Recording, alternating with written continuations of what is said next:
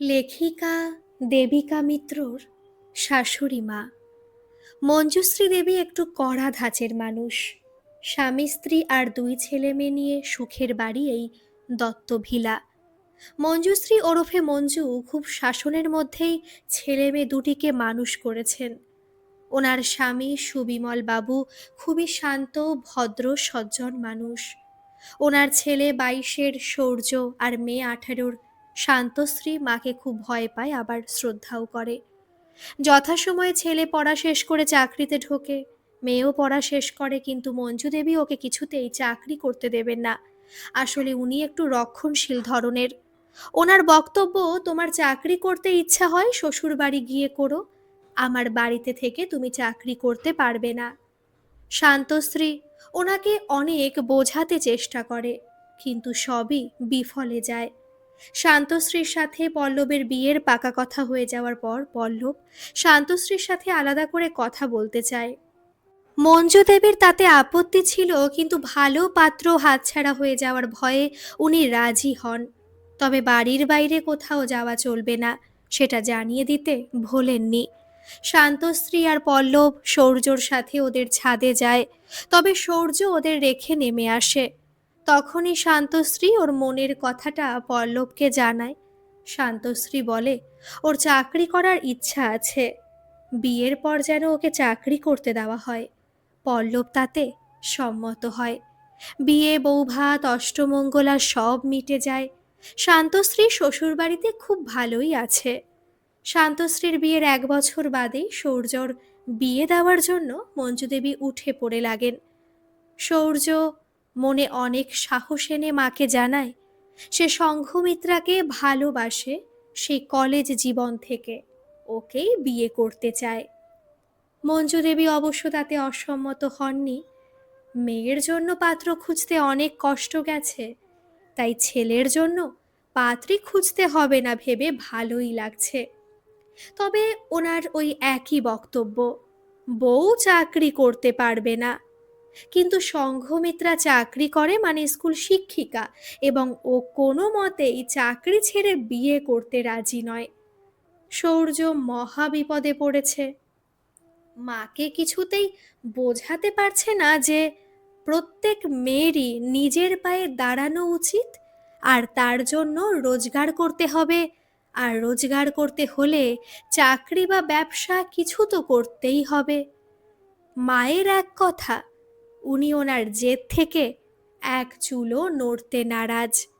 সৌর্য তখন জেদ ধরে বলে, বিয়ে যদি করতেই হয় সংঘমিত্রাকেই করবে, নচেত নয়। মঞ্জু দেবী বাধ্য হন ছেলের জেদের কাছে হার মানতে। যথাসময়ে বিয়ে, বৌভাত, অষ্টমঙ্গলা, এমনকি মধুচন্দ্রিমাও মিটে যায়। এবার দুজনেই চাকরিতে জয়েন করবে। সংঘমিত্রা অফিসে যাবে, তাই বাড়ির সবাই ঘুম থেকে ওঠার আগেই ও উঠে পড়ে। বাড়ির সব কাজকর্ম সেরে নিয়ে স্নান করে রান্নাঘরে ঢোকে। নিজেদের টিফিন থেকে আরম্ভ করে দুপুরে রান্নাও সেরে নিয়ে চা বানায়। এরপর শাশুড়িমার ঘরে নক করে।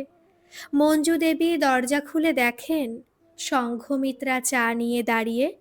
উনি কিছু বলার আগেই সংঘমিত্রা ওনার পাশ দিয়ে ঘরে ঢুকতে ঢুকতে বলে, নাও, দুজনে গল্প করতে করতে আগে গরমা গরম চা খাও।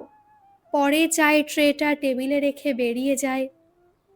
সুবিমল বাবু মঞ্জু দেবীর দিকে তাকিয়ে ব্যঙ্গের হাসি হাসেন। মঞ্জু দেবী বলেন, মরণ। মঞ্জু দেবী এরপর বাথরুম থেকে স্নান সেরে ঠাকুর ঘরে যান। পরে তাড়াতাড়ি রান্নাঘরের দিকে যান, কারণ আজ ছেলে অফিস যাবে, তার খাবার করে দিতে হবে যে। রান্নাঘরে ঢুকে উনি অবাক হয়ে যান। সংঘমিত্রা সব রান্না করে টেবিলে গুছিয়ে রেখেছে, এমনকি নিজেদের জন্য টিফিনটাও পরিপাটি করে নিয়েছে। শাশুড়ি মাকে দেখে বলে, মা, তোমার স্নান পুজো হয়ে গেছে তো, নাও ঝটপট তুমি আর বাবা ব্রেকফাস্ট করে নাও, তোমার ছেলের খাবার খাওয়া হয়ে গেছে, ও অফিসের জন্য তৈরি হচ্ছে। টেবিলে দুপুরের জন্য তোমার প্রিয় কই মাছের আলু বড়ি দিয়ে পাতলা ঝোল করেছি আর উচ্ছের তরকারি। বাবার জন্য আলু পোস্ত আর কাঁচা আমের চাটনিও করে রেখেছি। হাঁড়িতে চাল ধোয়া আছে। তোমরা তো গরম ভাত পছন্দ করো, খেতে বসার আগে ভাতটা একটু ফুটিয়ে নিও। রাতের রান্না আমি ফিরে এসে রাতেই করব। ঘড়ির দিকে তাকিয়ে বলে, খুব দেরি হয়ে যাচ্ছে, যাই আমি তৈরি হয়ে নিই। তোমার ছেলে আমাকে ড্রপ করে দেবে বলেছে।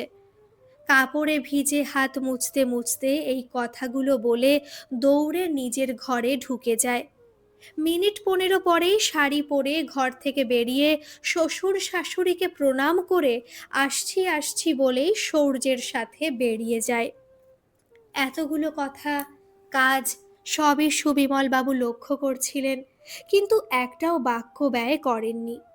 ছেলে বৌমা চলে যাওয়ার পর নিজের স্ত্রীকে বললেন তিনি, আমাদের খাবার দাবার ঠিকমতো গুছিয়ে রেখেছে, তোমার ছেলেকে খেতে দিয়েছে, কিন্তু নিজে কিছু খেয়েছে কিনা তা কে জানে।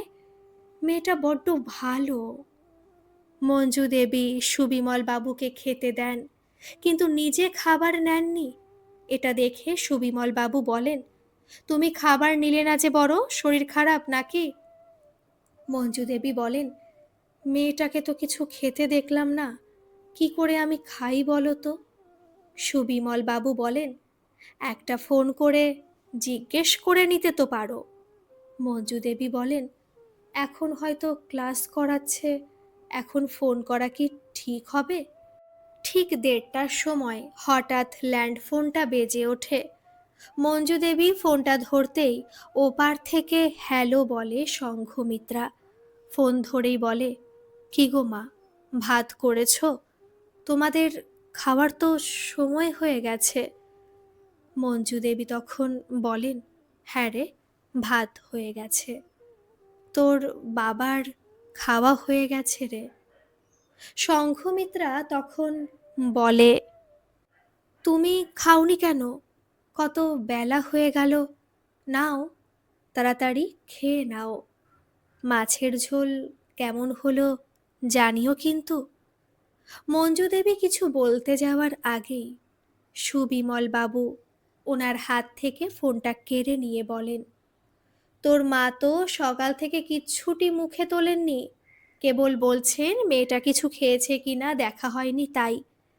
দেখ না, আমাকে জোর করে ব্রেকফাস্ট করিয়েছে, কিন্তু নিজে কিছু খায়নি।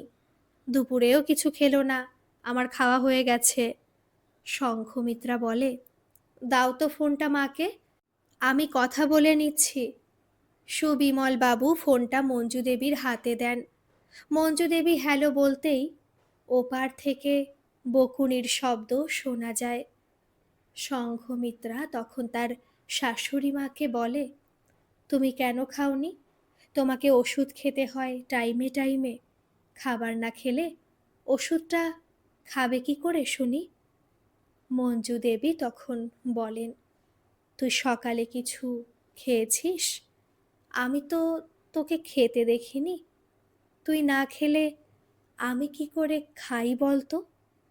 শঙ্খমিত্রা বলে, না, সকালে আমার খাওয়ার সময় হয়নি, কিন্তু এখন খাবো। খেতে বসার আগে তোমাকে ফোন করে নিলাম। আমার খুব খিদে পেয়েছে আর পারছি না। তুমি তাড়াতাড়ি খেয়ে নাও। তোমার খাওয়া হয়ে গেলে আমাকে ফোন করে জানিও মাছের ঝোল কেমন হলো। মঞ্জু দেবী ফোন রেখেই কেঁদে ফেলেন। বলেন, আমার ধারণা ভুল ছিল। আমি ভাবতাম মেয়েরা চাকরি করলে সংসার করতে পারে না, তাই চাকরি করা বউ আনতে চাইছিলাম না। আমার বৌমা আমার ধারণা ভেঙে দিল। ইচ্ছা থাকলে চাকরি সামলেও সংসারের সব দায়িত্ব পালন করা যায়। বাড়ি ফিরেই শঙ্খমিত্রা যখন রান্নাঘরে চা বানাতে যায়, তখন মঞ্জু দেবী বলেন, একদম রান্নাঘরে যাবি না, ডাইনিং রুমে চুপ করে বস। আমি গরমা গরম চা আর মুড়ি মাখা নিয়ে আসছি, চারজনে জমিয়ে গল্প করতে করতে খাবো। শঙ্খমিত্রা মা বলে জড়িয়ে ধরে মঞ্জু দেবীকে আদর করে দেয়। মঞ্জু দেবী বলেন, পাগলি মেয়ে আমার। আজকের এই গল্পটি আপনাদের কেমন লাগলো বন্ধুরা? অবশ্যই কিন্তু কমেন্টে জানাবেন। আর যারা এখনও সাবস্ক্রাইব করেননি তারা প্লিজ একটা সাবস্ক্রাইব করে আমার পাশে থাকবেন। ধন্যবাদ।